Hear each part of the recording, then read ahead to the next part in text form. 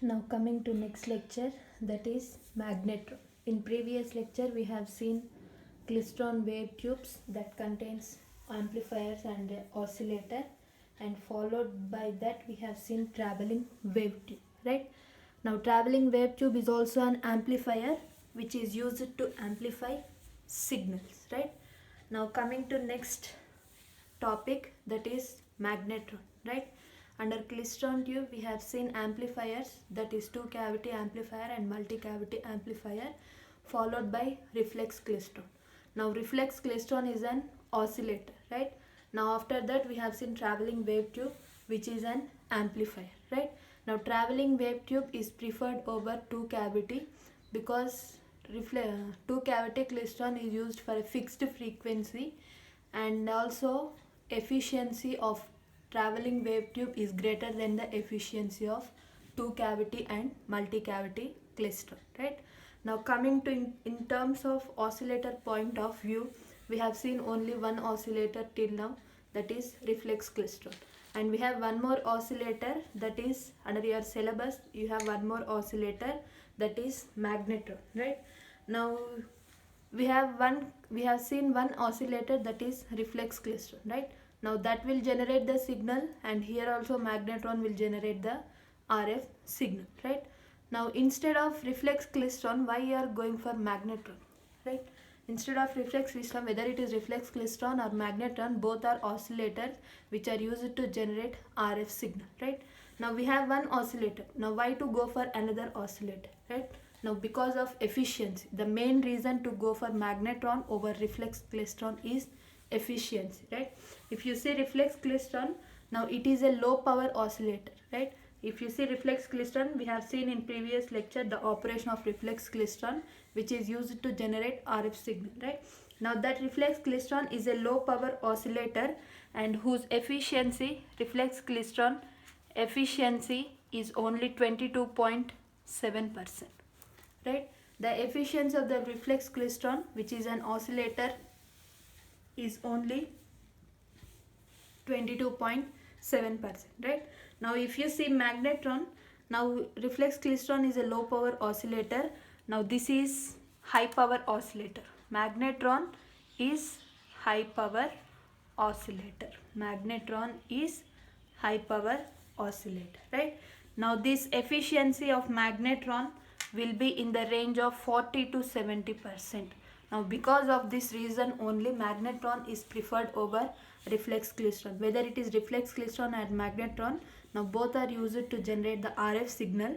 If you see reflex klystron, it is a low power oscillator. It will generate the signal which is of low power and whose efficiency is only 22.7%. If you see magnetron, this is a high power oscillator. Magnetron is a high power oscillator, that means it will generate a signal with high power and whose efficiency is in the range of 40 to 70%. Because of this reason only, one reason is efficiency and another reason is power, right? Because of these two terms only, magnetron is preferred over reflex klystron, right? Now let us see the main points of the magnetron, right? Now the reflex klystron we have seen in previous lecture, which is also an oscillator, and magnetron is also an oscillator. Now if among these two oscillators magnetron is preferred because of high efficiency and high power, right?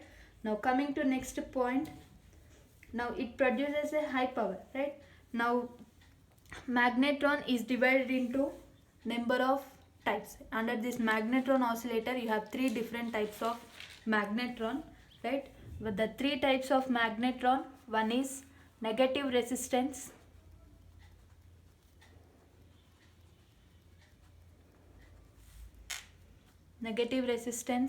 magnetron, and another one is cyclotron frequency magnetron, and another one is cavity magnetron, right? Now these are the three different types of magnetron. One is negative resistance magnetron, cyclotron frequency magnetron, and another one is cavity magnetron. These are three different types of magnetron. Because we are dividing into different types of magnetron based on its frequency range, operating frequency range, right? Now let us see negative resistance magnetron.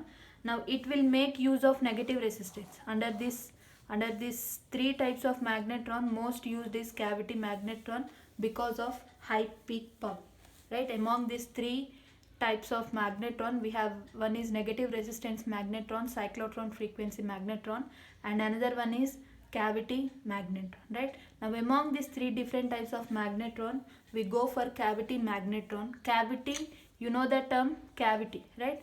Now the cavity magnetron is preferred among these three because of its high peak power, right? Now let us see what is what. Now coming to first type of magnetron, that is negative resistance magnetron, right?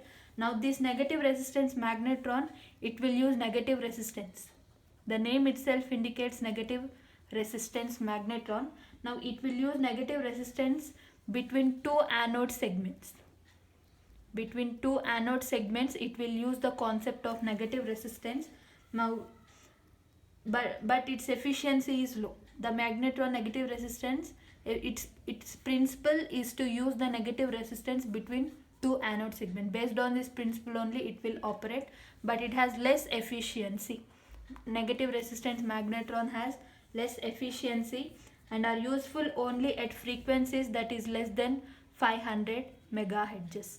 And these are magnetron are used to generate the RF signal, and which is less than the frequency of 500 megahertz, right? Now this is about the negative. What is its principle? It will use the negative resistance between two anode segments. Based on this principle only, it will operate, and it has less efficiency, and it is useful only for the frequencies which are less than 500 megahertz, right? Now coming to second type of magnetron, that is cyclotron frequency magnetron, right? Now, and it works, let us see just its principles, right? Among these three, most useful one is cavity magnetron. Now we will see the operation of cavity magnetron after seeing its principle, right? Now coming to second type of magnetron, that is cyclotron frequency magnetron. Now it depends upon the synchronization. You know the term synchronization, you may have come across your analog and DC communication, right? It depends upon the synchronization between alternating current, alternating component, between alternating component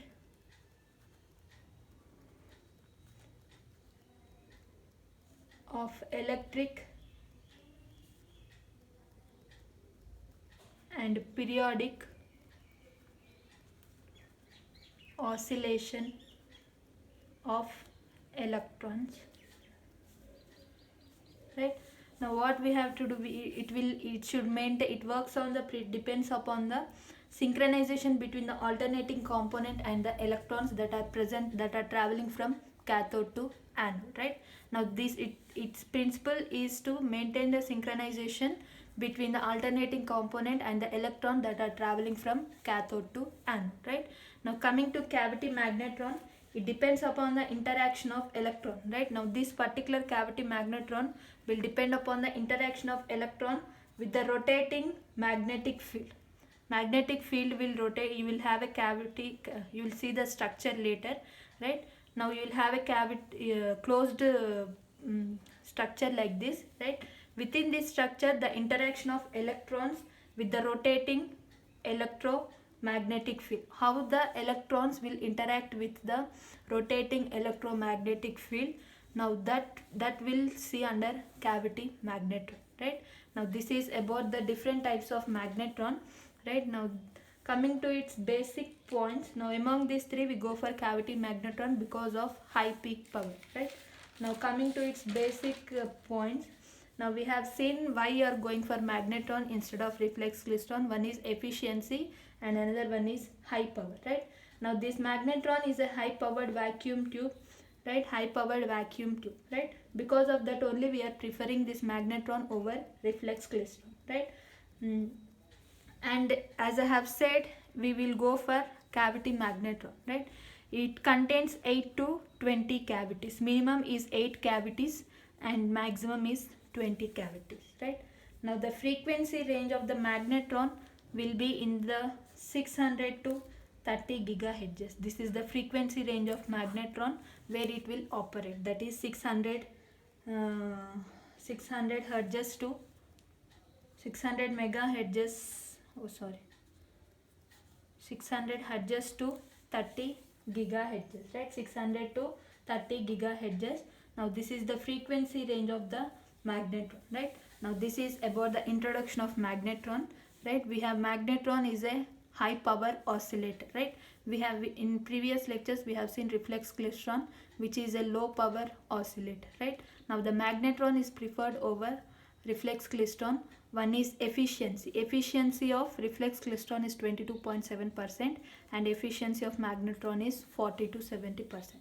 Now because of its efficiency, and reflex klystron will generate a low power signal, right? If you compare those two signals, somewhat the power of reflex klystron is less than the power of the signal that is generated by the magnetron, right? That's why it is called low power oscillator. Reflex klystron is a low power oscillator and its efficiency is 22.7%, whereas magnetron is a high power oscillator and its efficiency is 40 to 70%. Now because of these two reasons only, magnetron is preferred over reflex klystron, right? Now we have three different types of magnetron. One is negative resistance magnetron, cyclotron frequency magnetron, and another one is cavity magnetron, right? Now let us see its principle.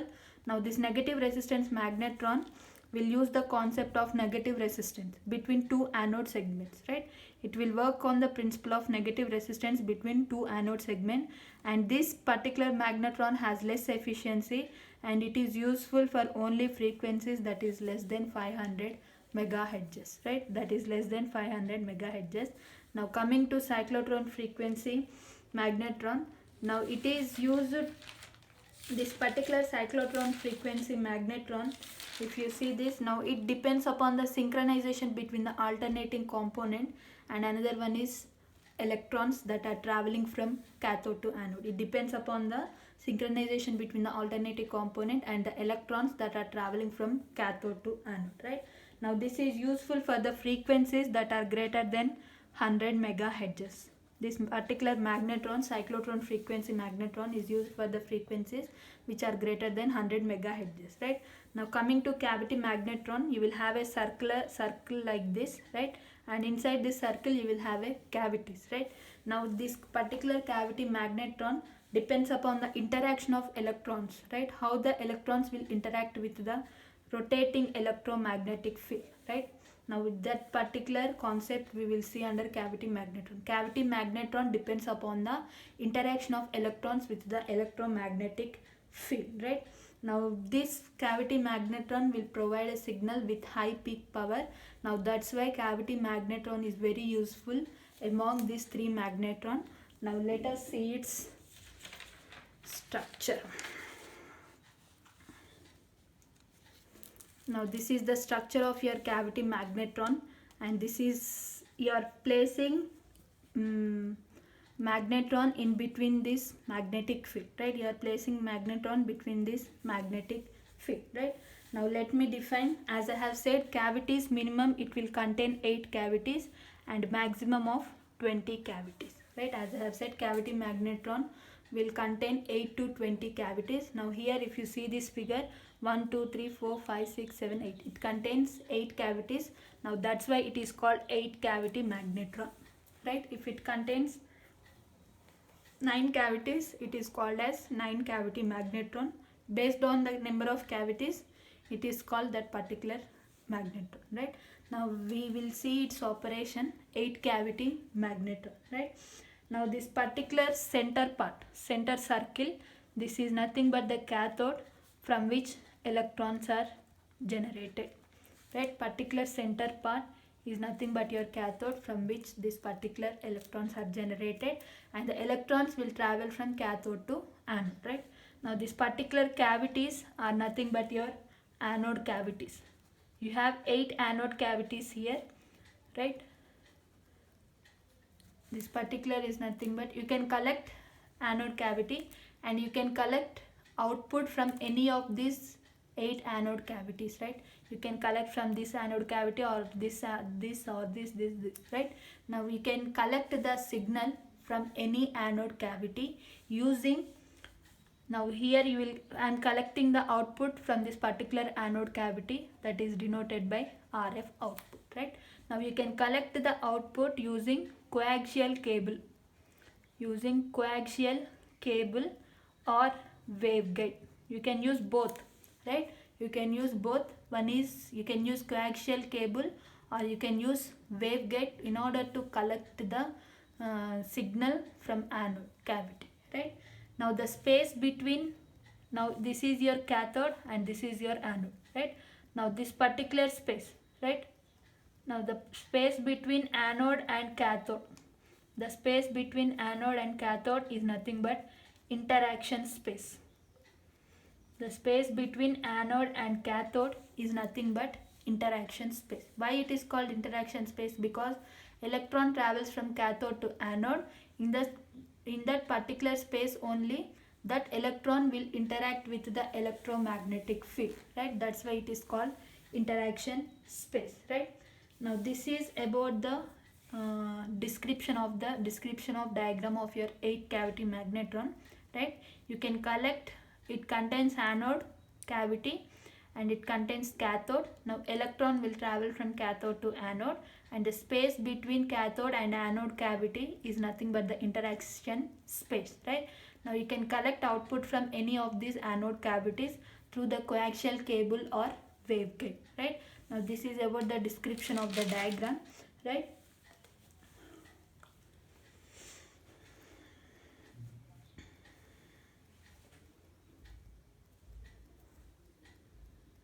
Now this particular magnetron, it is called as cross field device, right? You will have cross field device, that means it contains both electric field and magnetic field, right? Now if you see this, right, a permanent magnet is placed, right, a permanent magnet is placed such that the magnetic lines are parallel to the cathode and perpendicular to the electric field, right? Now we are placing the permanent magnetic field. We are in between these two poles, we are placing the magnetron, right? Between these two poles we are placing the magnetron, and that magnetic lines are parallel to the cathode and perpendicular to the electric field, right? Now it is a cross field device. Magnetron is a cross field device.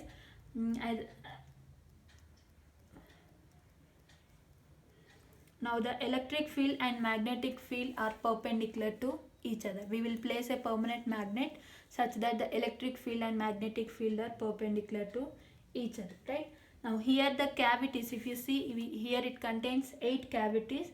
Now those are coupled tightly to each other, right? Here it is a 8 cavity magnetron. Now these cavities are coupled tightly to each other, right? Now how many cavities it contains? 8 cavities, right? Now the 8 cavity magnetron, right, the phase shift maintained between two anode cavity is 45 degrees, right? The total phase shift you have to get 360 degrees, and the phase shift maintained between two anode cavities is 45 degrees, right? Now if you contain 10 cavity magnetron, if you are using, suppose if you are using 10 cavity magnetron, right, and the phase shift maintained between each cavity should be 36 degrees, right? That's why total phase shift you have to get 360 degrees, and equal phase shift is maintained between two anode cavities, right? If you are using 20 magnetron cavity, then you will maintain a phase shift of 18 degrees between two anode cavities. Like this you have to maintain a constant phase shift between two anode cavities, and addition of all those phase shifts should be 360 degrees, right?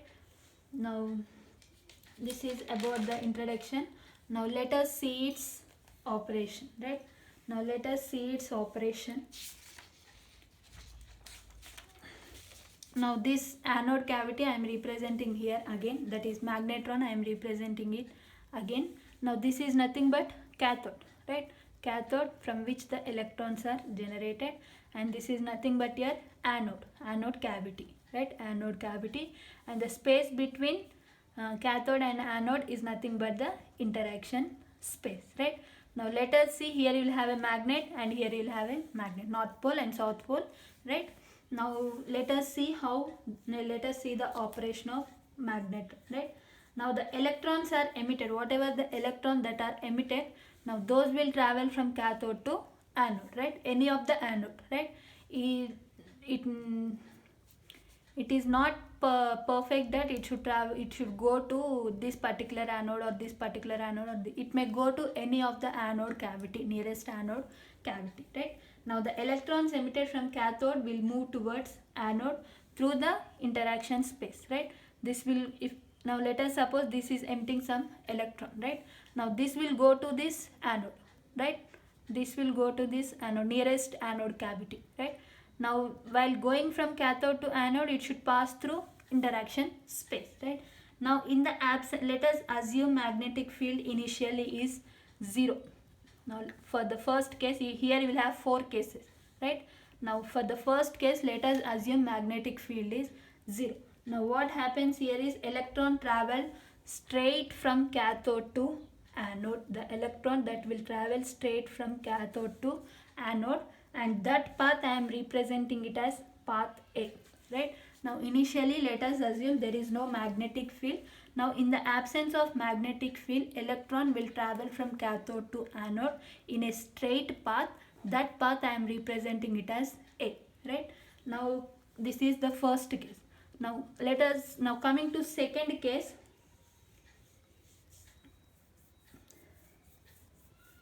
Now coming to second case, the magnetic field strength is increased slightly. Now B is increased slightly, 0 to some value, right? Now initially B is 0. Now coming to second case, it is increased slightly. That means somewhat greater than 0, right? Now what happens here is, now it will apply a force. Now that will result the bending path, right? Now if the magnetic field strength, coming to second case, here we are increasing the slight variation in the magnetic field, right? Now because of that slight variation in the magnetic field, now whatever the electron that is traveling in a straight path, initially it is traveling in a straight path when magnetic field is 0, right? Now because of the increasing in the slight of magnetic field, the electron will travel from cathode to anode in a bending path, slight bending path. Now that is represented by B, right? Now that is represented by B. Electron will travel from cathode to anode, right? Because of the force acting on it. Because of the force acting on it. Now because and that is due to the slight increase in the magnetic field. Now that will result in the bending path of the electron, which is given by path B, right? Now coming to case 3, you will have 4 cases here. Now coming to case 3. Now if the magnetic field strength is increased further, right? Here initially it is 0. Now slight increase, right? Slightly it is increased. Now B is increased further, right? That is slight variation. We are increasing the value over than the slight variation, increased further. Now what happens here is, we are increasing the magnetic field further, right? Now what happens here is, the whatever the electron that is emitted from the cathode will move towards anode, right? Whatever the electron that is emitted from the cathode will move towards the anode, and it will reflect back towards the cathode again, right? Because of the increased in the slight further, if you are increasing the magnetic field. Now what happens here is, whatever the electron that is emitted from the cathode, initially it will move to anode, right? Initially it will move to anode, right? And it will reaches cathode again, right? And it will reaches cathode again, and that is indicated by path C, right? That is indicated by path C. Initially magnetic field is 0. When magnetic field is 0, there is no magnetic field in that direction, right? Now because of the electric field acting on that particular electron, it will travel in a straight direction from cathode to anode, as indicated by path A. Now we are increasing the magnetic field slightly. Now what happens here is, because of the force acting on the electron with increasing in the magnetic field, it will travel from cathode to anode in a bending path, right? Now we are increasing the magnetic field further. Now what happens here is, first it will go to anode and again it will come back to cathode, right? Now coming to fourth case, now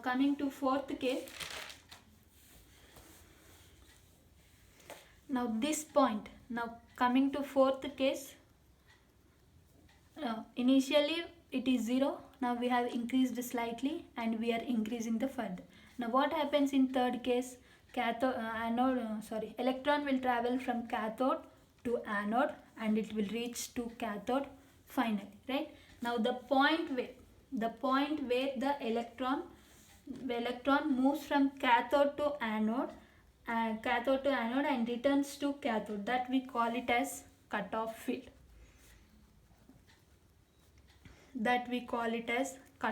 Which is arising under case 3, right? Now the point where the electron travel from cathode to anode and again from anode to cathode, right? It will reaches to cathode finally. That particular point is, we call it as cutoff field. Now that is denoted by BC, right? Now nothing but the magnetic field where, right? Now the magnetic field strength where an electron will travel from cathode to anode and reaches finally cathode, that particular magnetic field we call it as cutoff field. That comes under case 3.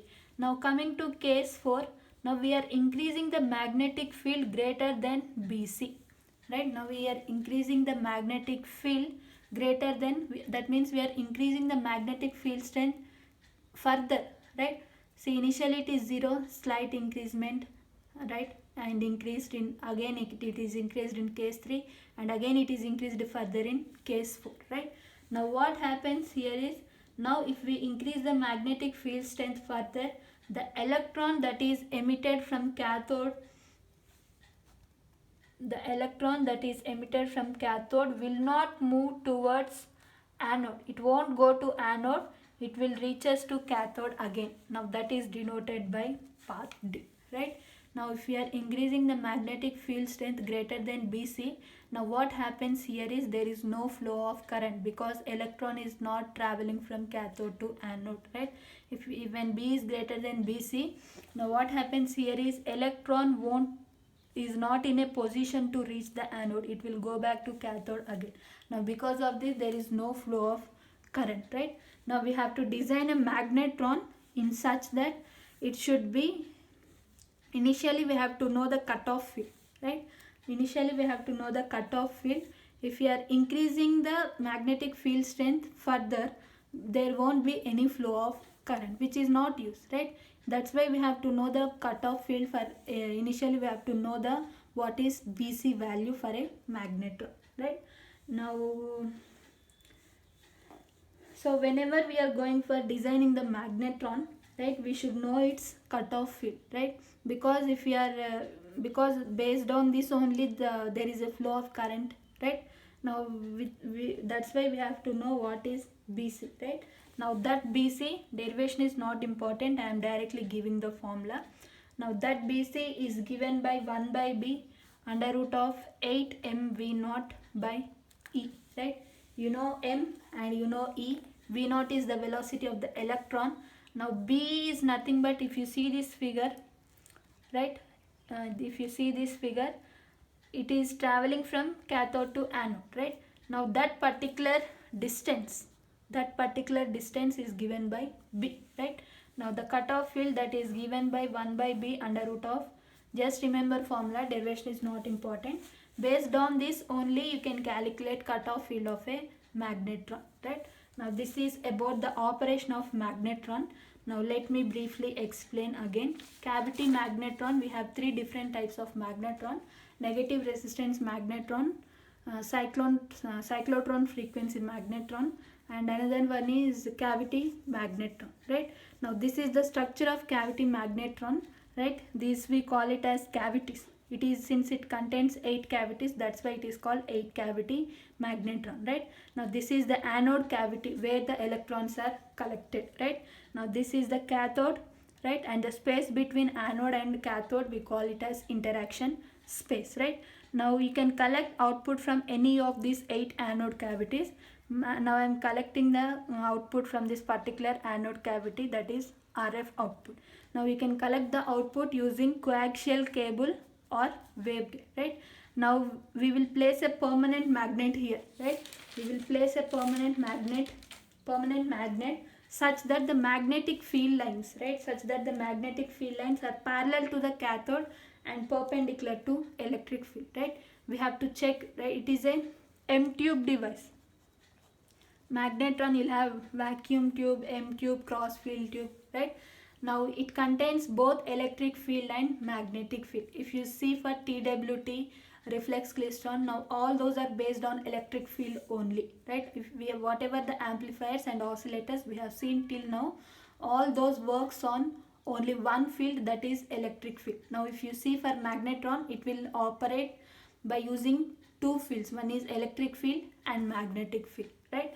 Now magnetic field is generated by using the keeping the permanent magnet, right? Now magnetic field is generated by you placing the permanent magnet. Now we have to place a permanent magnet such that the magnetic lines are parallel to cathode and perpendicular to electric field, right? We have to check that indication, right? It should be perpendicular to electric field and parallel to cathode, right? Now this is about its structure. And one more thing is, here you have 8 cavities, right? Now the phase shift maintained between 2 cavities is 45 degrees, right? Now the total phase shift should be equals to 360 degrees. If you are using 10 cavity magnetron, phase shift maintained between 2 anode cavities is 36 degrees, and the total phase shift should be equals to 360 degrees, right? Now here the cavities are coupled tightly to each other. See these 2 cavities, right? It is coupled tightly to each other, right? Now this is about the introduction of 8 cavity magnetron. Now let us see its operation. Now this is the cathode, and the space between cathode and anode is your interaction space, right? And this is anode cavity, right? Now initially here 4 cases, right? Now initially there is no magnetic field. Now magnetic lines are in this direction, right? Magnetic field lines are in this direction. Now initially let us assume there is no magnetic field. Now what happens? Electron which is generated from the cathode will travel towards anode by a direct path, that is denoted by A, right?